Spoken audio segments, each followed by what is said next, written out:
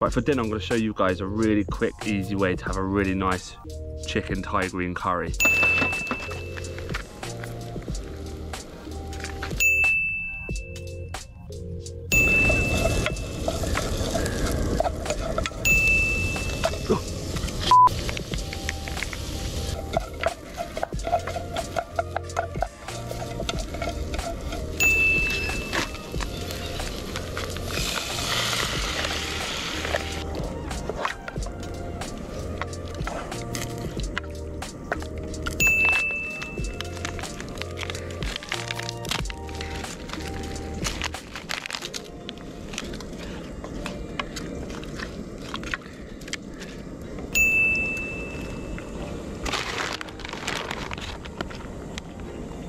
There you go. That's how you do a chicken curry in like 10 minutes.